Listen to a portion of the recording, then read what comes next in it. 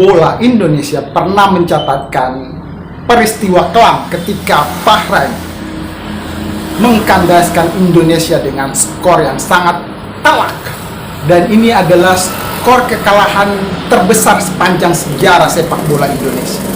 10-0 Indonesia tanpa belas kasihan dihajar oleh Bahrain dan Indonesia tak mampu membalas satu gol pun. Ini terjadi pada kualifikasi Piala Asia atau Piala Dunia tahun 2014. Kita segerakan kembali, kita akan mereview kejadian di tahun 2014 itu. Mari kita saksikan liputan dan dihimpun oleh teman-teman bola putih. Berikut ini. PSSI beberapa tahun lalu pernah berdampak sangat fatal pada perjuangan tim nasional Indonesia di laga-laga internasional. Salah satu di antaranya adalah sejarah memalukan dalam persepak bolaan nasional. Ketika itu, 29 Februari 2012 Timnas Indonesia dibantai Bahrain 10 gol tanpa balas, di laga kualifikasi Piala Dunia 2014 zona Asia, yang berlangsung di Bahrain National Stadium, Riffa Manama, Bahrain. Kala itu, kondisi sepak bola Indonesia memang sedang kacau. Boikot pemain-pemain Indonesia Super League, ISL, membuat PSSI hanya bisa menggunakan skuad dari kompetisi Indonesia Premier League, IPL. Padahal, pemain-pemain IPL masih hijau. Pemain-pemain berpengalaman ada di ISL. Mengandalkan pemain-pemain minim jam terbang seperti Syamsidar, Hengki Ardiles, Gunawan Dwi Cahyo, Wahyu Wijiastanto dan kawan-kawan. Timnas Garuda saat itu ditangani oleh Aji Santoso. Hujan gol di Riffa dimulai ketika penjaga gawang Timnas Garuda Syamsidar di kartu merah wasit pada menit keempat. Ismail Abdul Latif mampu mengeksekusi penalti ke gawang Guntur selaku pengganti kiper PSM Makassar tersebut. Setelah itu, permain Indonesia semakin hancur. Akibatnya sangat fatal karena gol demi gol masuk ke jala pasukan Garuda. Abdul Latif dan Said Dia menciptakan hat-trick, sementara Mohamed Tayyib Al-Alawi serta Mahmud Abdurrahman masing-masing mencetak 2 gol. Kekalahan tercatat dalam buku sejarah sebagai yang terbesar sepanjang PSSI menjadi anggota FIFA. Rekor itu mengalahkan kekalahan 9 gol tanpa balas dari Denmark di Copenhagen pada 3 September 1974. Selain mencoreng muka Indonesia, kekalahan 0-10 membuat AFC dan FIFA menggelar investigasi internal. Mereka curiga ada main mata karena Bahrain memang membutuhkan 9 gol untuk mengejar selisih gol dari Qatar dan Iran demi melaju ke fase selanjutnya. Ada kejanggalan dalam hasil pertandingan ini dan kami akan mengadakan pemeriksaan umum, kata salah satu ofisial FIFA kepada BBC Indonesia kala itu. Mengingat hasil yang tidak biasa dalam kaitannya dengan hasil yang diharapkan, serta melihat sejarah pertemuan kedua tim, dan demi menjaga kepercayaan dalam permainan, maka FIFA akan memeriksa pertandingan ini dan hasilnya, bunyi pernyataan FIFA. Seolah menjadi pembelaan untuk kekalahan memalukan tersebut, Ketua PSSI, Johar Arifin, juga mengungkap keganjilan yang menurutnya terjadi saat Timnas Indonesia dikalahkan Bahrain 10-0.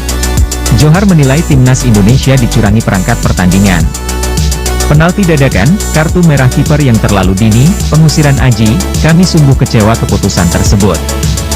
Sempurna kami dikerjain wasit saat itu.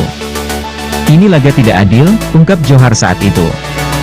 Beruntung, investigasi tidak menemukan bukti pengaturan skor karena AFC dan FIFA menemukan fakta bahwa PSSI tidak mengirimkan tim terbaik, yang mayoritas bermain di ISL. Selain itu, Bahrain juga gagal lolos setelah Qatar mampu menahan imbang Iran 2-2. Akibatnya, Bahrain tersingkir. Iran dan Qatar yang mendapatkan tiket ke babak berikutnya. Kekalahan yang wajar.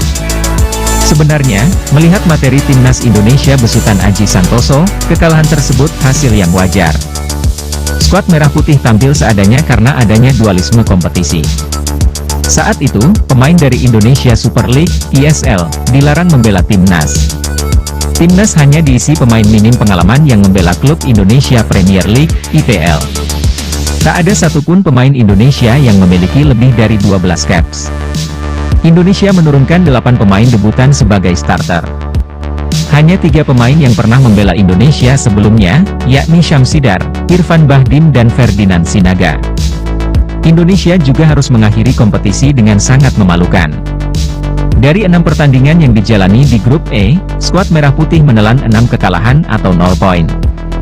Lini depan Indonesia juga hanya sanggup menghasilkan 3 gol dengan kemasukan 26 gol.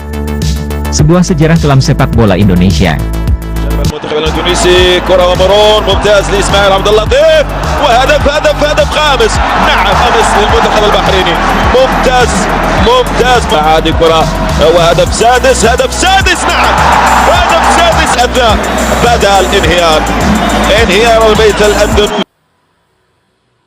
Sepak bola Indonesia memang betul-betul sepak bola yang dianggap sepak bola yang paling curang saat itu, dan peringkat Indonesia zaman itu berada di posisi 170 atau 160 sekian.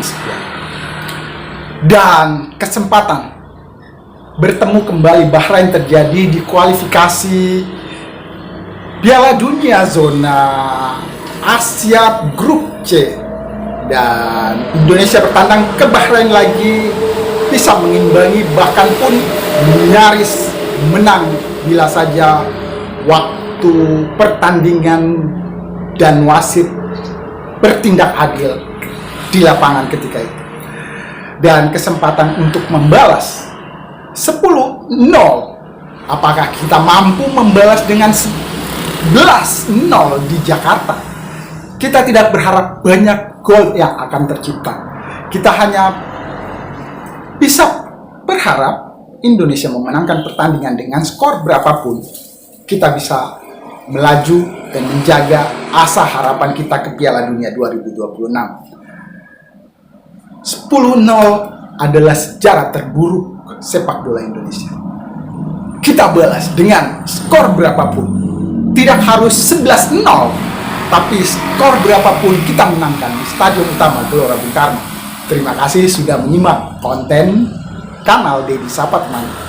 Konten singkat ini dipersembahkan untuk tetap menjaga semangat kita mendukung dan mendoakan timnas Indonesia ke final Piala Dunia 2026. Terima kasih. Assalamualaikum.